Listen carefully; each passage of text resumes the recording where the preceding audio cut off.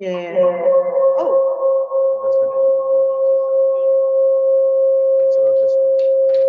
Can you hear now? Yeah, it's my mobile.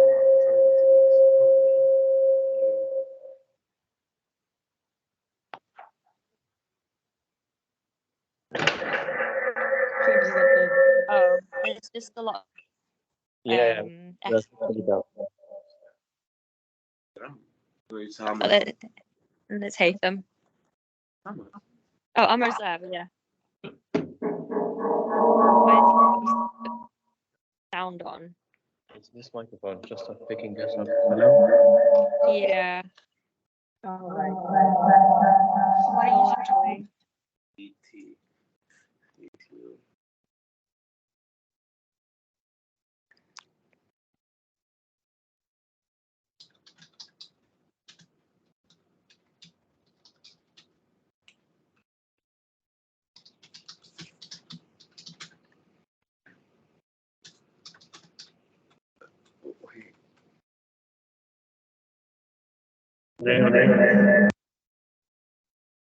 Hi guys, please, if the guys on Teams can hear us, let us know. I'm going to unmute myself, and Dina will try from the computer. Okay? Okay.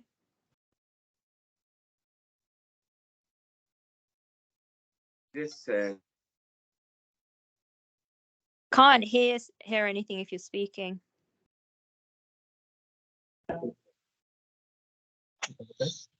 Can How about now? Can you guys hear me? yes. Yep, we can hear you now. Perfect. Okay, cool. Sorry about that, guys. So for those of you who don't know me, I'm Dina Yanakis. I'm the current TIG fellow. Constantina is my actual name. So my partner has 6 months to learn how to pronounce it properly before our wedding. We'll see how that goes. So Erica asked me to do a presentation, and I decided to do it on assessment and management of acute upper airway obstruction. And my understanding is that this series is going to be set up mostly for SHOs, the PAs, but also for the registrars. So I started off with something relatively simple, but something that's very important, or I think is very important. So my plan or my aims were to provide a structured approach to identifying airway obstruction, stratifying it according to clinical urgency. And I think that's really important because the clinical urgency and being able to assess the clinical urgency will then help to determine the management and to discuss some special situations or some of the key causes of airway obstruction.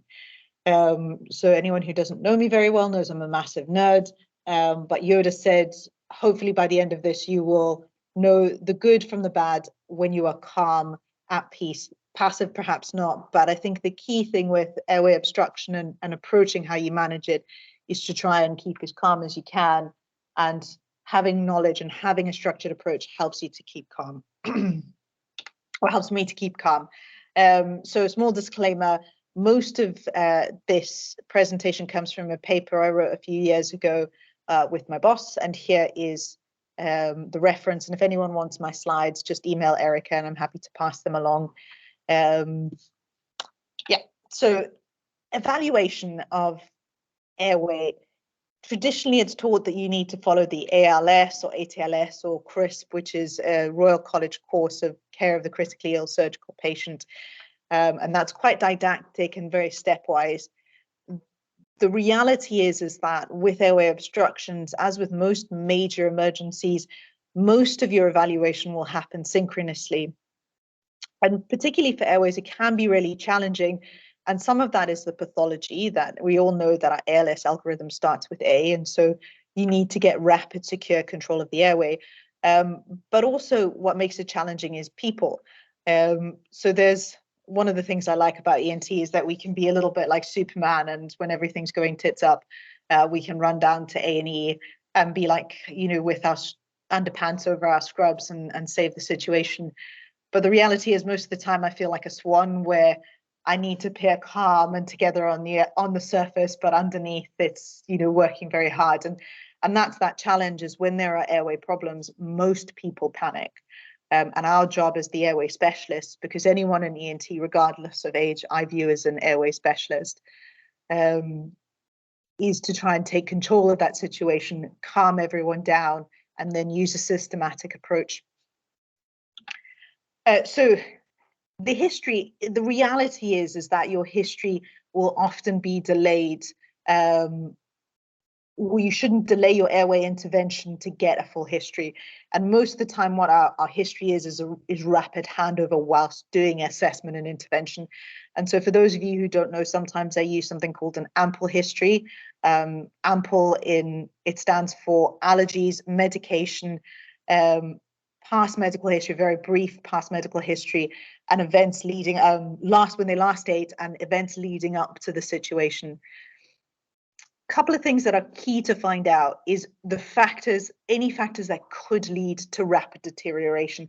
And a key thing to think about here is inhalational injuries, because patients can be okay and then they could rapidly deteriorate. The other thing, particularly if you're in A&E and going down to A&E, is to find out what the ambulance or A&E have done, because if they've just given a patient an adrenaline neb, you might see them when they're a little bit better, but then the adrenaline wears off and things go pear-shaped. For those of you who've been with me before, in medical school, they teach you to use the acronym Socrates when trying to get history about pain.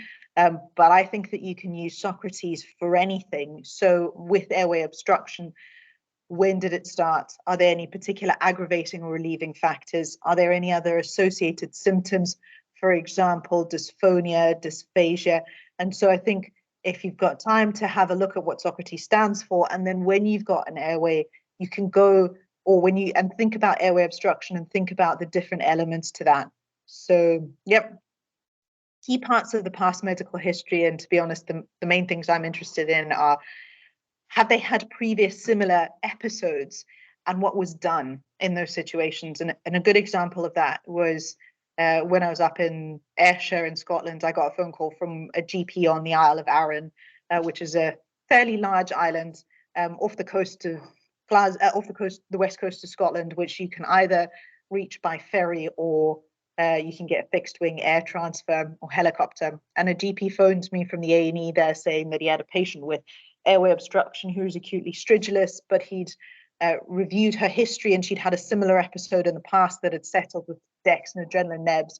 And so that's what he had done, and she seemed to have improved, and he was going to keep an eye on her, but he just wanted to let me know in case things deteriorated. And I was like, that's brilliant. And having that knowledge of what had happened in the past really, because it was laryngeal spasm that had caused it. So find out if they've had previous similar episodes. And then also if they've got any known head and neck or lung pathology, and if they've had any interventions, for example, surgery or radiotherapy, and when that was. And then, of course, as demonstrated by my pictures, if important aspects of their social history. So examination, I'm not going to labor this too much, but it starts off with the end of the bed assessment. And then the next most important thing to do is ask the patient how they're feeling. Because if the patient tells you, I'm in a full sentence, I'm not feeling that great, doc, that actually makes me feel quite comfortable, because they can speak in a full sentence. I can establish, they're not acutely short of breath, and I can also have an idea of what their voice sounds like. Obviously, if they go, crap, then I'm a lot more worried. So just that simple question, you can get a lot of information. Listen, and key thing here is listening for added airway noises, which I'll go into in a bit more detail, but also the sound of their voice. Looking again from the end of the bed, you can get a lot of information, what their position is. Are they in a tripod position? Are they using accessory muscles of respiration? Are they drooling? What's their oral continence like? And feel. And some of that is your actual examination of the patient. Are they cold? Are they clammy? But there's always something that I talk about as your spider sense.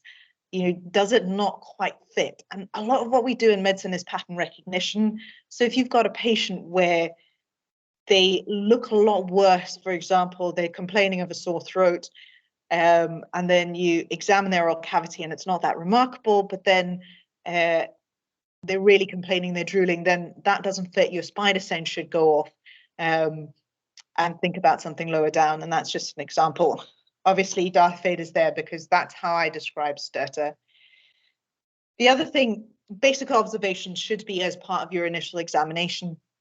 I'll just put there, beware O2 SATs, because they can be falsely reassuring, particularly in young patients, because patients, so falsely reassuring in two ways. One is that people can keep their SATs pretty stable in the mid to high 90s for a very long time, and then they bottom out.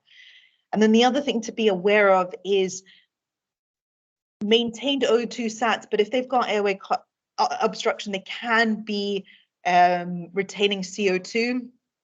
They can become acutely acidotic, and that can add to confusion. So confusion might not just be hypoxia, it may be hypercapnia. So just bear that in mind. So my all-time favorite anatomy, so obviously I'm a surgeon, so I have to have some kind of anatomy slide. So stertor, so when people ask me to define stertor stridor, it's an abnormal upper respiratory tract noise that's caused by partial obstruction of the various locations in the upper airway. And the partial obstruction is key because if there's complete obstruction, they won't be making any noise. So stertor is the upper airway, so the nasopharynx, nasal cavity, oropharynx, and that postnasal space or nasopharynx. Stridor is not inspiratory, as some people in medical schools seem to believe. So your inspiratory stridor is your supraglottic area, your biphasic is your glottic and the immediate subglottic, and then you can get expiratory stridor, which is from lower down in the trachea. So it can be inspiratory, biphasic, or both. So I quite like this table that we did because it goes through the different types of stridor, the location, and then sort of the causes. So for example, stertor, as I said, it's tongue-based oropharynx. That could be foreign bodies in adults, peritonsillar abscess, parapharyngeal or retropharyngeal abscesses, anaphylaxis, airway burns. You can get acute on chronic, and that's your tongue-based malignancies, your adenotonsillar hypertrophy.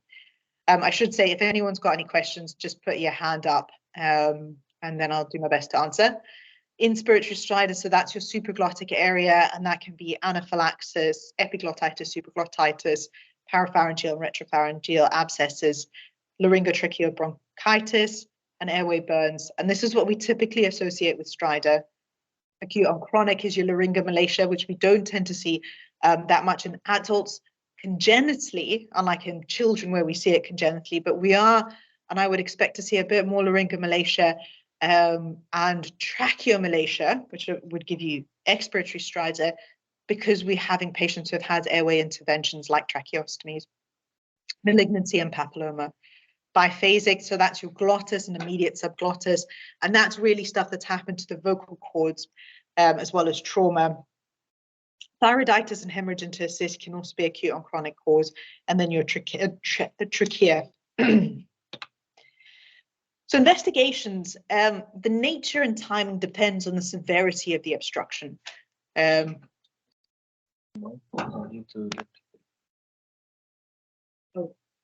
sorry.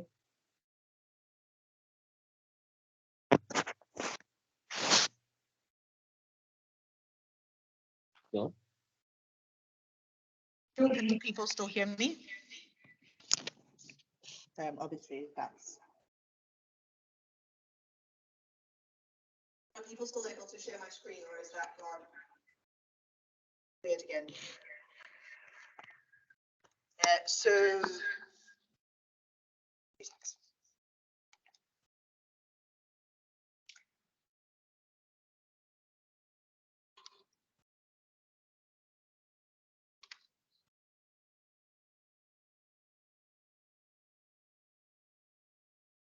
Am I good?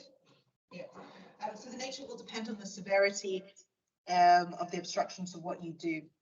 But as always, I like to put things into categories. So you've got bloods and blood cultures. As I mentioned earlier, ABGs can be really helpful. Imaging, so you've got two options with your imaging. That you can either, if the severity of the obstruction is not that bad, you've got a stable patient, then you can take them to the CT scanner. But obviously you have the option of, once you've controlled the airway, whether that be with a tracheostomy or direct intubation, then you can take them to scanner. The last thing you want is an unsecured airway or a dubious airway in a CT scanner, which is why it's nicknamed the donut of death. Visualization, the way I feel about this is the same way I feel about FNEs. The location is important. So what you don't want to do is to start to instrument the airway in any way unless you've got the facilities for a backup plan. And that can either be direct intubation or trachea. The advantage of direct visualization is it does mean that you may be able to do something, for example, debulking at the same time. So I should have mentioned earlier in examination, FNE is a very valuable tool in a relatively stable patient. But if someone's acutely got an airway obstruction, FNE is not going to add anything. In that acute setting, your priority is always to control and secure the airway. So as I mentioned, the aim of management is to secure the airway, and that will always be your priority. And the second is to resolve or bypass the pathology. So if you're not worried that the airway is compromised, then you would focus on the second part of resolving it, but bypassing it may be necessary. And then the way I view management is dividing it up into significant, moderate, or mild. And so yeah, ET tube and then obviously tracheostomy. And that's clearly a picture because I've never had a tracheostomy that's that dry. This is the official way of doing a big biro airway intervention, and this is how you do a surgical trach. The other key thing to say is that don't ever underestimate the value of bag mask valving, because if you put enough pressure on a bag mask, you can usually get some kind of oxygenation and some kind of airflow. So don't forget to do this, because even if it's not doing any good, it's not going to be doing that much harm other than putting a bit of air into the stomach. So what you can see is that you palpate for your cricothyroid membrane, you put your scalpel in, you jiggle it about a bit to make it a bit bigger. Obviously, jiggle it about is not a technical term. Then you've got your bougie in whilst you've still got your scalpel blade in. So you use your scalpel blade to splint it open, and you railroad an ET tube over. So this is a nice table which summarizes the clinical features of severe, moderate, and mild airway compromise, and then your management. So severe, these are the patients that have an altered level of consciousness, and that can be agitation or confusion, which just makes everything worse. And that goes back to what I said in one of my first slides, is often in this situation, the best thing you can do is get everyone, including the patient, to calm down. And I don't mean that in a disparaging way. Tachycardia, as I mentioned, tachypnea is often an end sign, so please be aware of that. Hypoxia and cyanosis, airway noises, drooling, again, that makes me feel very uncomfortable. Pyrexia, and have a look at your ABGs. Moderate, this is that tripod position with use of accessory muscles, again, additional noises. Dysphonia, tachycardia, tachypnea. Have a look at hypoxia, but that might not be the case, especially if they've been given supplementary oxygen. Whereas mild, all that they might have is dysphonia, maybe intermittent airway noises. And so ask them when they notice it. So is it when they're moving about? Is it when they're lying flat? Is it at rest? So in that severe case, this is where you get everyone and their cousin, Jim, to come and help you. And the chances are you will get more criticism for not calling people than for calling people. And when I was in FY1, instead of calling it the crash team or the arrest team, it was called the critical response team. And the idea was that you should actually be calling people for help before the patient arrests. And again, this is that thing where it's so much easier for me to get to AV and be like, well, actually, you don't need me, I'm going home now, than to get there and the patient's in extremis. Obviously, if it's at 3 o'clock in the morning, I might still be a bit grumpy, but yeah. Consider immediate airway intervention, adrenaline nebulizers, dexamethasone, Heliox, and then always have antibiotics if you think it's an infective origin. The moderate ones, these are the patients where you could consider if they're stable enough for more interventions, more investigations. And then in your mild cases, it's defining what the pathology is and what you can do about it. Too significant, as I said, this is the situation where you have everyone there. The other key thing with this, and yes, I am a massive nerd, is communication is key. And sometimes you'll see if you come to theatre when we're doing an emergency tracheostomy, it will be surprisingly calm. And that's because communication is so important. And it's important to put out your plan A, plan B, plan C. And the people who do this, in my experience, the best is I've worked in 2 military hospitals.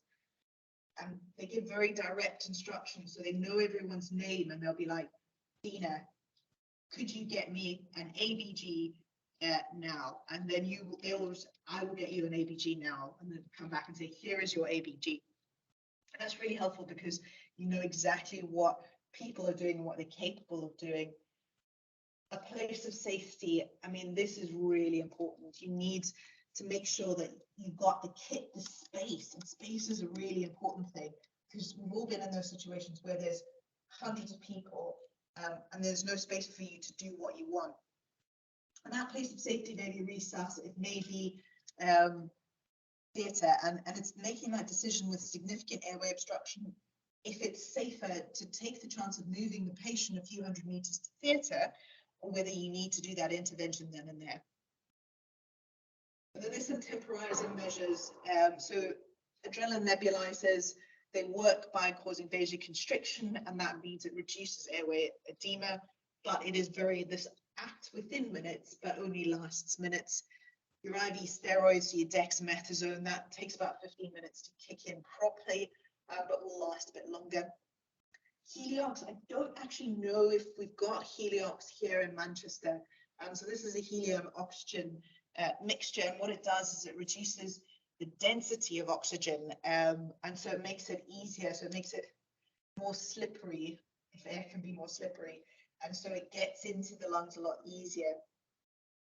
It's usually, I mean, it's something which in theory helps a lot, but I've always struggled to find it because it goes out of date quite quickly. Thrive, so that's transnasal humidified rapid insufflation ventilation. I think that's what it stands for. And if you've been in theatre, you'll see us use that. And basically what it is, it's humidified, high flow, high pressure oxygen, which they give intranasally. And what that does is it almost acts a little bit like CPAP by splinting the airways open and just shoving loads of oxygen in. And then airway adjuncts. Now, as ENT surgeons and as ENT practitioners, we don't really use them that much. Excuse me, I got a cold of my baby nephew. Yeah, he's very cute, but he's a harbinger of every plague possible. So here is a table that looks at the different types of airway adjuncts. And the reason why I don't find them that useful is because they don't really bypass the obstruction. These ones, they're supposed to splint the airway open. Obviously, intubation, needle-crack tracheostomy is what we would do, but again, I'm happy to pass over these slides, or if you don't have access to the surgery journal, I can just send you a copy of that paper because I don't care, I wrote it. So moderate, there's a couple of things that, although the table explains what to do, there's a couple of things that I wanted to pick up. These patients usually respond to temporizing measures. These are the ones that you can consider doing an FNE, and you've got a wee bit more time to establish the diagnosis. But there is still a risk of rapid deterioration. Usually you see these patients in the emergency department, and almost always you will be put under pressure to move the patient out of the emergency department or out of resus at the least. And if you do that too quickly, that is when this situation arises. So sometimes it is very much standing up for your patients in a polite as possible way, and equally, if that is simply saying this patient is not going to be moved until a senior review has taken place, that's fine, and we'll facilitate you. Our jobs as middle grades is to allow you to do that and to keep the patient safe. But any airway, they can slip quite easily from a moderate to severe and from mild to moderate. And I mean, the mild ones, so again, being slightly facetious, these are the patients where you can maybe finish a cup of coffee and a slice of cake. But these are the ones that you've got time for a scan, you've got time to think and consider what the cause is. But again, don't take the tea and cake too seriously. You get my idea. Causes. Is everyone okay so far? And are there any questions? I don't know whether I'm going too quickly or too slowly. I hope it's okay, everyone. So the first one is anaphylaxis. Two main causes for anaphylaxis. One is allergies, so something like peanuts or bee stings. Other causes of angioedema is typically ACE inhibitors, but other things can cause it.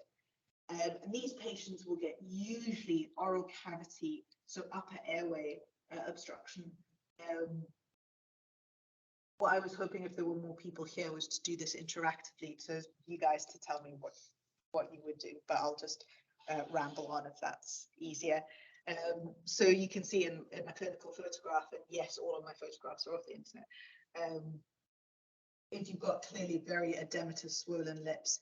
And so the key things of management here: establish whether the patient's got a secured airway. If they're that swollen and edematous on the lips, the chances are that's going to extend all the way back to the tongue. And you need to make an assessment of whether this patient will respond to dexamethasone. So the first thing that you need to do is remove any evidence of the allergen.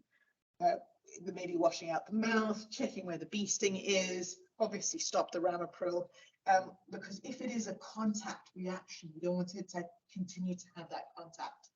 The next thing is inhaled adrenaline nebulizers, unlikely to do a huge amount to the lower part of the airway, but may help a little bit, and again, not going to do that much harm.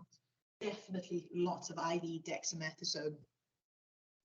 And in this situation, you might consider whether doing some, so I was going to say that the other problem with airway adjuncts is if you've got an alert patient, they're never going to tolerate an oropharyngeal tube. They may tolerate a nasopharyngeal tube, but it's unlikely.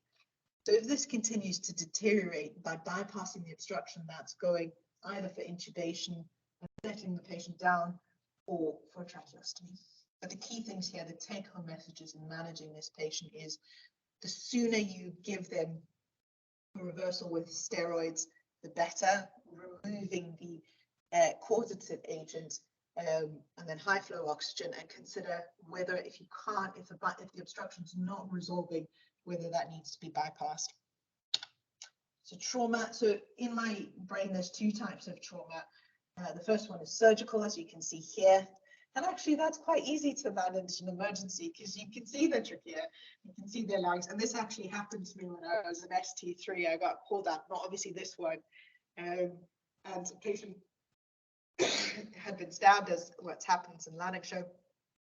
And you could see his trachea, and the anaesthetic pressure was getting very excited about doing an awake fiber optic. And I was just like, dude, this big hole, why don't we just put the tube in the hole? And you know, the emergency management for that is actually quite simple, but I can guarantee you everyone will be absolutely breaking themselves. And so your job, this one, you go in, you stick the tube in, and make sure that other people are doing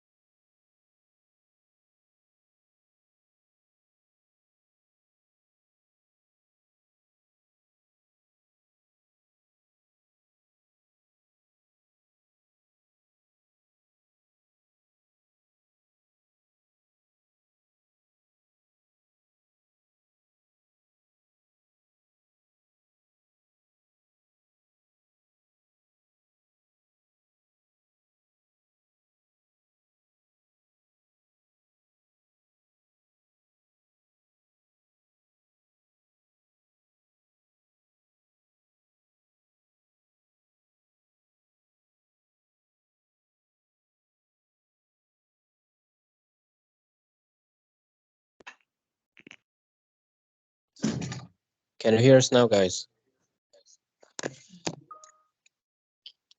Is Yeah, that can hear. okay? Could you also, Cool. how do you, I don't know what I've done, but I can't see your screen anymore. Can you screen share again, please, Tina? Okay, sure. Yeah, sorry about that. Sorry. Why is it me not being a screen newbie? sharing? I think other people can see. Perhaps Katie. Okay, like, cool. said Is she that can see. better? I think it's. Yes, there we go. Okay, Yeah. cool. Thank you. Great. Could people turn off their microphones again? So yeah, so that's why, and so it is. This is a very good example of this one, because patients will get, understandably, because they can't breathe, and you're kind of taking a scalpel or a pair of scissors to their neck. So yes, if you've got an extra pair of hands, just to hold the patient's hand. So these have not projected that well. So the next thing that falls into categories is inhalational injuries. So this is a caustic burn. Now, and then these are inhalational burns. These are patients which might be okay, and then they deteriorate really quickly. So these are the ones that might come in as the mild or moderate, and then slip very quickly into that severe. And obviously these are extreme categories. So again, what you need to do, particularly for the caustic burns, is relieve or remove any of that agent that's there.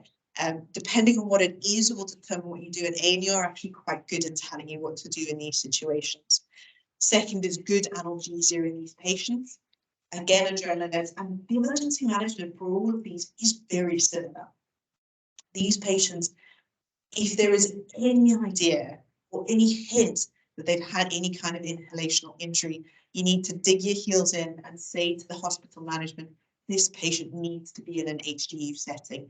A part of that is so that you can have regular observations of someone keeping an eye on their airway for any changes, because however excellent our nursing staff on the ward are, is they are very short-staffed.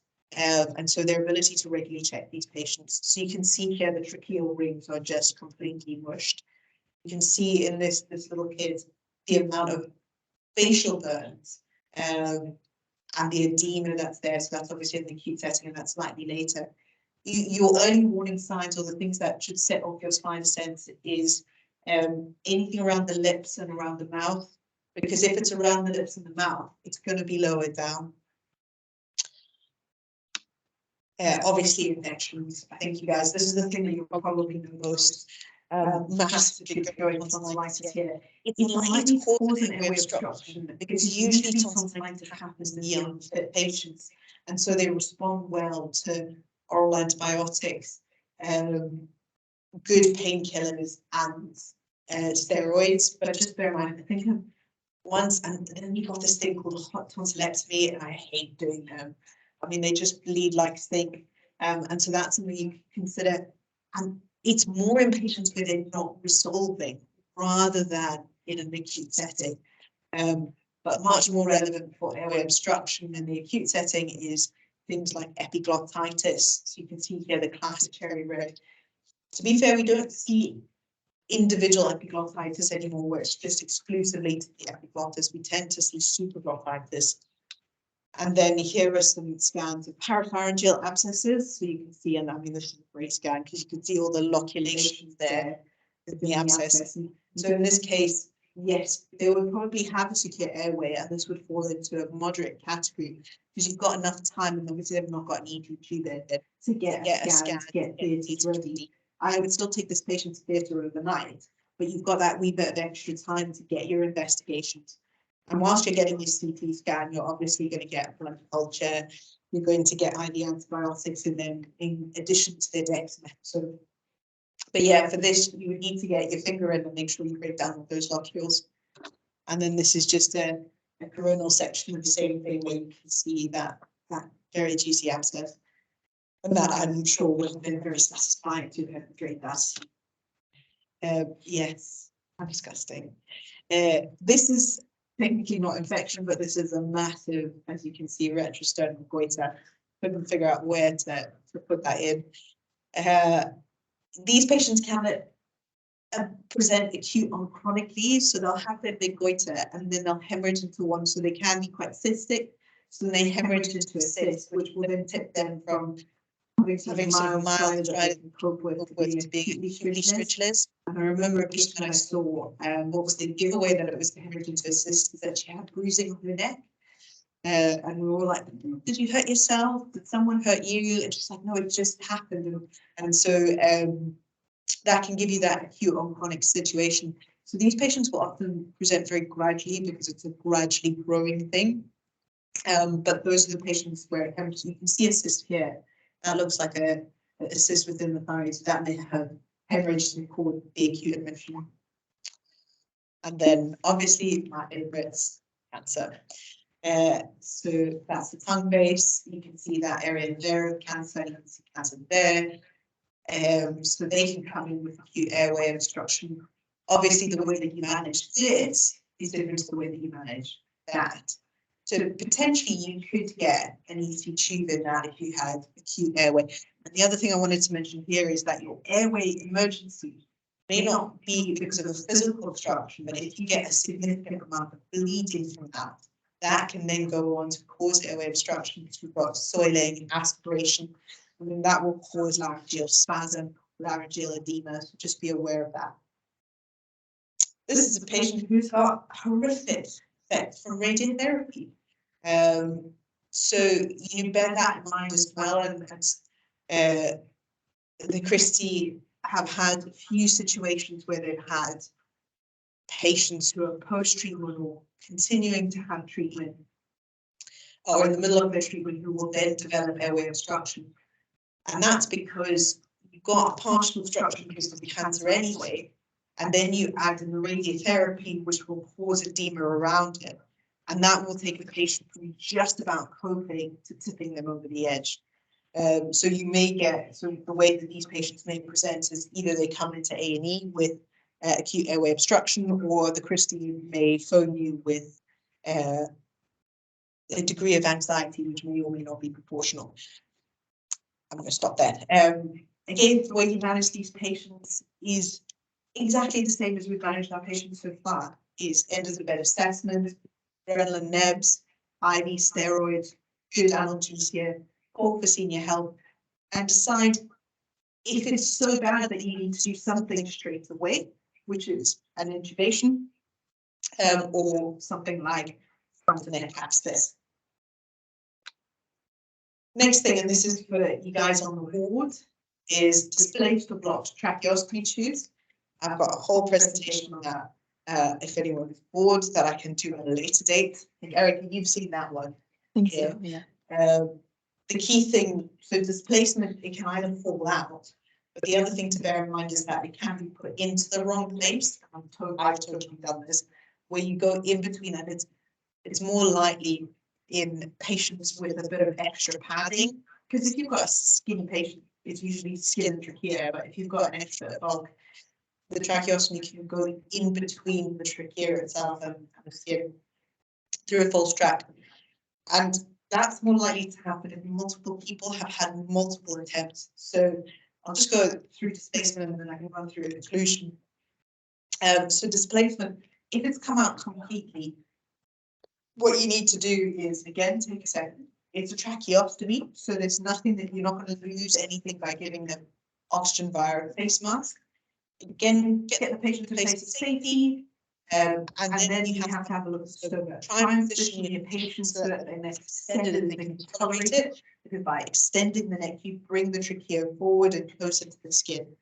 Get something to dilate open the tract with, and patients should have all the emergency equipment by their bedside. And it's something that if it's not there, speak to the nursing staff, speak to the sister in charge, make sure it's there. That tends to be more of an issue on non-ENT wards.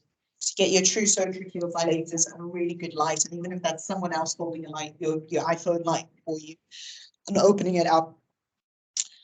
If you can, pop your tracheostomy tube back in with an introducer. If you're not sure, then what you can do is use something, either a smaller tube or something, even a bougie, to see if you can find and get that easy passage. And then whenever it's in, check that they're actually getting oxygen out, because just put your hand gently across the front of the tube and you should feel that air coming in and out. And if you're not sure, stop, take another second, suction the airway, get your dilators in even further, make sure. But again, if it doesn't go in straight away, just call for senior help. Occlusion, again, stepwise process. So this happened to me when I was in FY2, I got called as an emergency.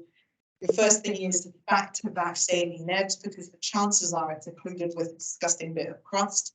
Back-to-back, and that's something that the nursing staff can do whilst you're on your way. So suction through it, in a tube out, suction again, and then between each step, you're giving more saline nerves. Sometimes you can do a little bit of saline, like where you drip it into the tube. If that's not working, take the whole tube out and try and replace it with a smaller tube. On this note, all patients should have a bed head sign above them on the back of the bed head side. And this is for tracheostomy and laryngectomy patients, is the step-by-step emergency instructions of what to do. So here's a picture of a tracheostomy that is it was in the right place, but that's the airway obstruction there. So I thought this was a displaced tube. Obviously, laryngectomy occlusions, they're easier because you don't have to worry about tube position, and almost always, well, it's always because of crust and post-stoma maintenance. So if it's something like that, saline nerve, and then get some city dressing water to pick the crust off. The reality is it might be lower down, and so again, saline nerves, and I've sometimes done a saline lavage, which is where you just drip saline into the trachea itself. Yes, there's a risk of aspiration, but if your patient's glowing blue in front of you,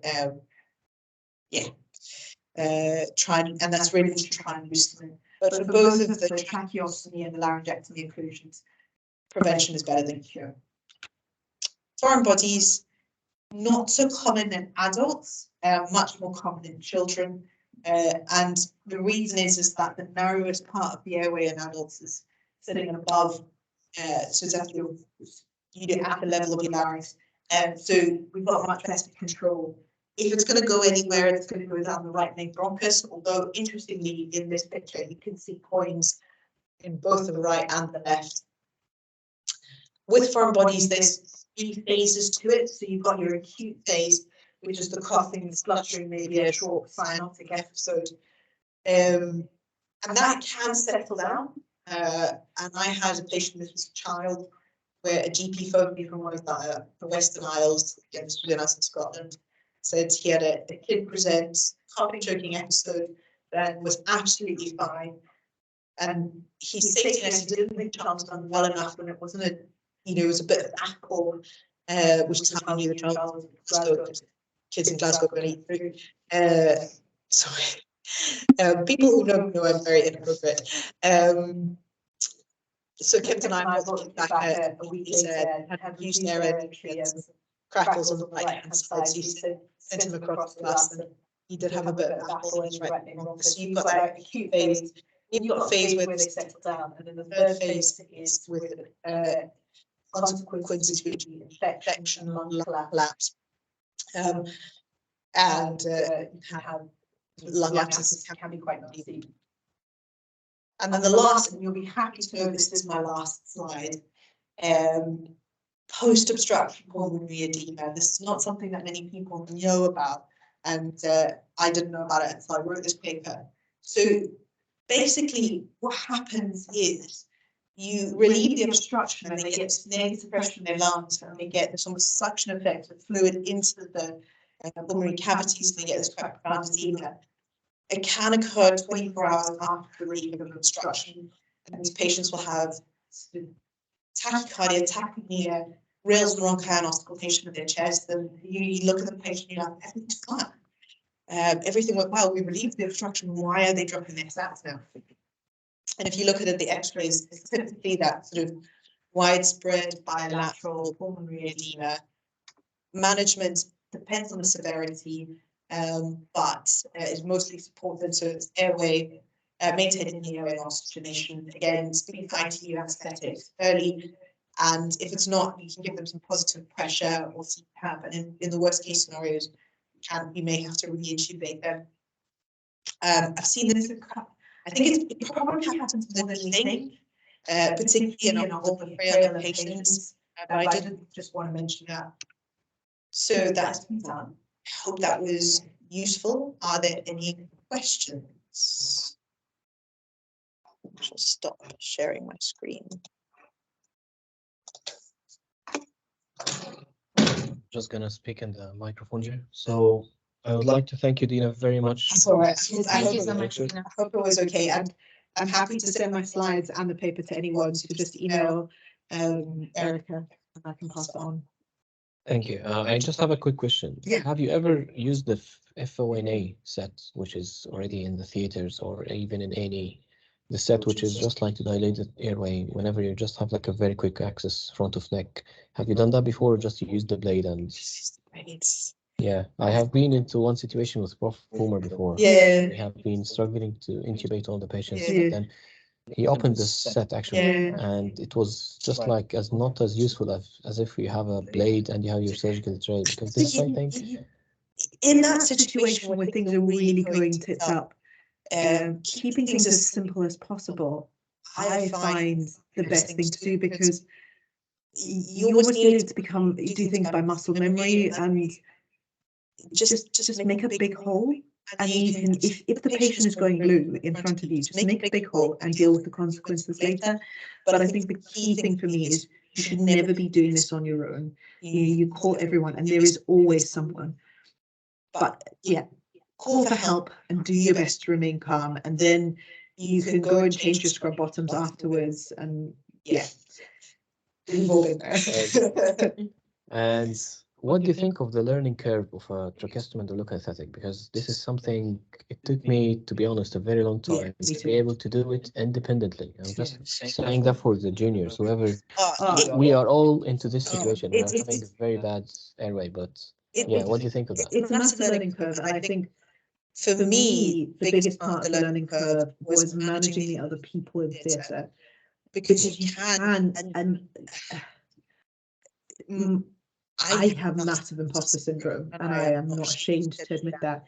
And you logically know that you can do it. The steps are fine, but particularly if you've got an anaesthetist who is not an airway anaesthetist, they'll be very stressed, and then they'll do the whole thing. Where's your boss? Where's your boss? Are you sure you're okay doing it? Do I need to call someone? And you're like, literally. So there's I'm being recorded, so I'm not going to say what the Glaswegian expression is, but that goes back to that this one where yes, in your head you know it, but it's not just having the confidence to do the procedure, it's the confidence to say to everyone else, I can do this, leave me alone. Just go and do your bit at the end. That end, yeah. What about, do we have this chance or the liberty to take over from the anesthetist to intubate or do something when you feel that they're uncomfortable? Because sometimes this is the critical situation. You would either, you know that the patient could be intubated with a fiber optic or a wig, Yeah. and then you are pushed to do a trachea in a very bad neck. Can we do so? I think the way of getting around it, and it's particularly challenging when you're junior, and it's something that I think about, because I'm going to be taking up a consultant job in a few months' time, is how to do that. And I think the answer to that question is we should do that if we think that it's in the patient's best interests. So what I tend to do in my brief is say plan A is endotracheal intubation, and I will agree with the anaesthetist. How I tend to say it is, how many attempts would you like? So I give it up to them. They've actually got a set number of attempts that they're allowed.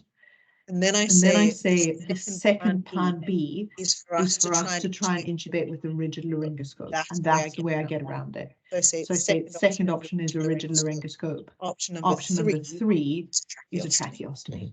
Because that's a very delicate political situation, and it's fine when you've got one of the airway anaesthetists who know what they're doing and you have Thrive on, and it just makes it so much easier. But if you've got, for example, a gynae anaesthetist or an ortho anaesthetist who doesn't do it often, the way I get around it is by putting my rigid laryngoscope and bougie intubation as an option, as option number two.